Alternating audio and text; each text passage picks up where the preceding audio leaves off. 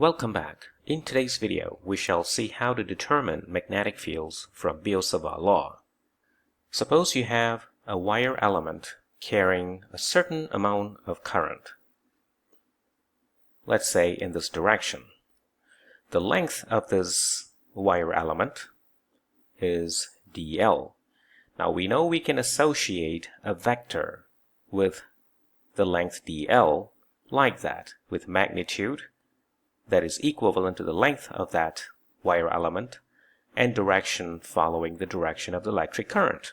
We know electric currents create magnetic field. So now let's assume that we want to determine magnetic field at some arbitrary distance from where the current element is. That distance is characterized or represented by point P, a length r away from where the electric current is, and the direction from the current element to the point of observation is represented by a unit vector r hat. So what is the magnetic field at that point? The magnetic field created by this current element is given by the following expression. Mu naught over 4 pi times the electric current, the vector dl cross into r hat over the distance squared. I'm using the letter D that represents differential because that is the magnetic field created by this tiny element. Suppose if this tiny element is part of a very long wire like that, then the contribution to the magnetic field at point P due to that entire wire must be represented by an integral like that. So that would give you the magnetic field at that point P. This equation is known as Biot-Savart law. Let's see how this works in solving problems. Problem 1. A wire carries a steady current of 120 amperes as shown. That is the electric current. Find the magnetic field caused by a 2 centimeter segment of this wire at a point 1.5 meter away from it, if the point is straight out to the side of the segment as marked by letter A, this one. So this distance here is 1.5 meter. Let's do that. So for part A, let's write down the magnetic field using the Biot-Savart law, mu naught over 4 pi, electric current, dl cross into r hat over r squared. R is the distance 1.5 meter. R hat is a unit vector in the direction from the current element to the point of observation, like that. This vector dl follows the direction of the electric current, like that. So the angle between them is 90 degrees. Let's first determine the magnitude of the magnetic field at point A. Mu naught is permeability of vacuum, so it's 4 pi times 10 to the power minus 7 in SI units over 4 pi. The current is 120 ampere. dl cross r hat, the magnitude of that dl cross r hat is the magnitude of dl times the magnitude of r hat, which is a unit vector, so its magnitude is 1, times the sine of the angle between dl and r hat, which we know to be 90 degrees.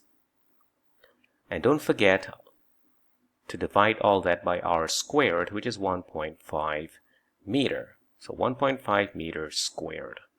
And that's going to give you an answer of 1.07 times 10 to the power minus 7 Tesla.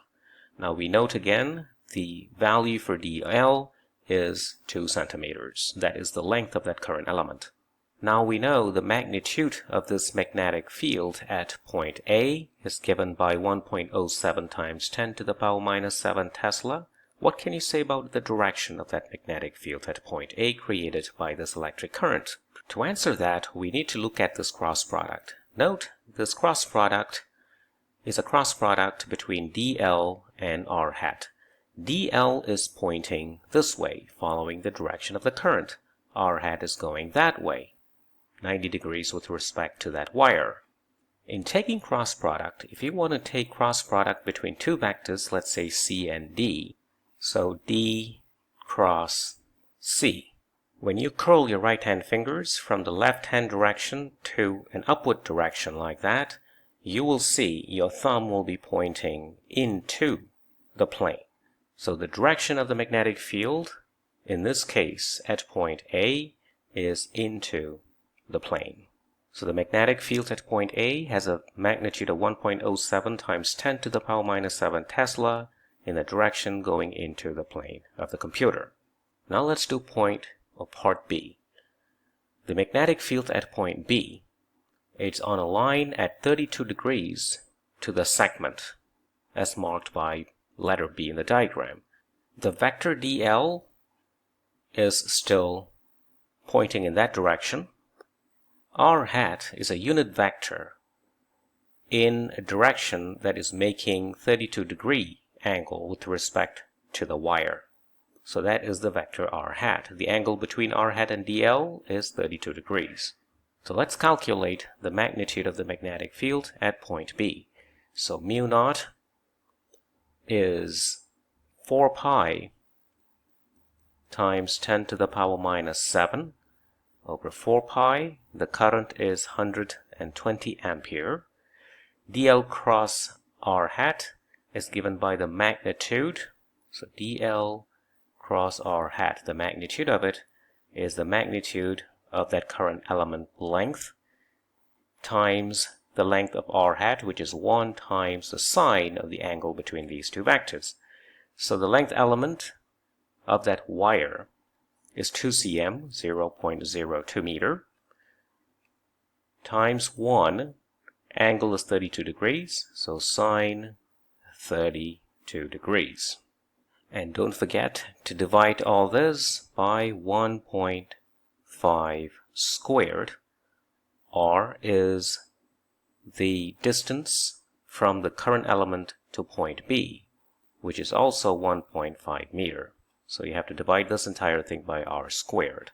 And the answer that you will get is 5.65 times 10 to the power minus 8 Tesla.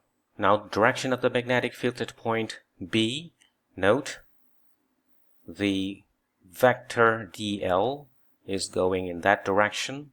R hat is going in that direction. Now, if you use your right hand rule to curl from dl to r hat, you will see the right hand thumb will also point into the plane of the computer. So the direction is the magnetic field is heading into the plane.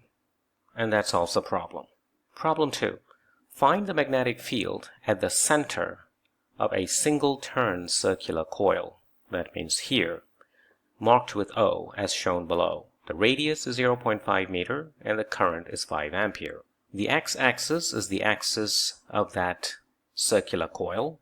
You can take that direction to be the y-axis and the z-axis to be coming out of the plane, like that.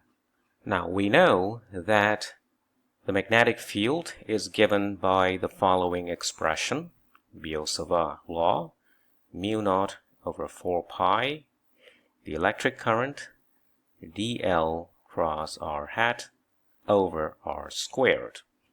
Let's choose one element and let's take that element to be positioned on that y-axis above as marked by that red shaded region. So the length of that is dl. The direction follows the direction of the current. So at that point where the element is, the electric current is heading in the same direction as the direction of the positive z-axis. So the unit vector can be represented by k hat. So in this particular case, your vector dl simply becomes dl times k hat. Now what about r hat? r hat goes vertically downward like this. So it's a unit vector along the negative y axis. So this r hat here is minus j hat.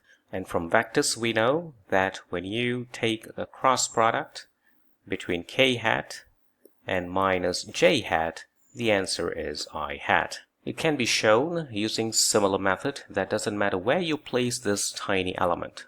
Whether you place the tiny element here, whether you place the tiny element there or there, the resulting vector dl cross r hat would have direction pointing along the positive x-axis. And at any point, the angle between dl and r hat will be 90 degrees. So sine 90 is 1. In order to find the magnetic field due to this entire coil, we need to integrate this expression. So that would give you the magnetic field at point O due to this entire coil. Mu naught over 4 pi is 10 to the power minus 7. So that number can be taken out of that integral sign. We can write it outside, 10 to the power minus 7. Current is also a constant, and we know it's 5 ampere. And you can write it like that. Now the numerator, as we have explained just a few minutes ago, is quite simply the length dl of one such tiny element times I hat. dl I hat. This r is the distance from the element to the point of observation, and doesn't matter where the element is, the distance is the same, namely the radius of that circular coil. So in this case it becomes a constant, and it can be taken out of that integral sign. So r is 0.5, so square that. Integral of dl is quite simply the circumference of the circular coil, so 2 pi, the radius of the coil, like that. So the 0.5 will cancel one of the 0.5s from the denominator, giving you an answer of about 6.3 times 10 to the power minus 6 Tesla in the unit or in the direction of positive I hat. So this is the final answer for the magnetic field created by this single turn circular coil at the center of the coil. As always, thank you for watching.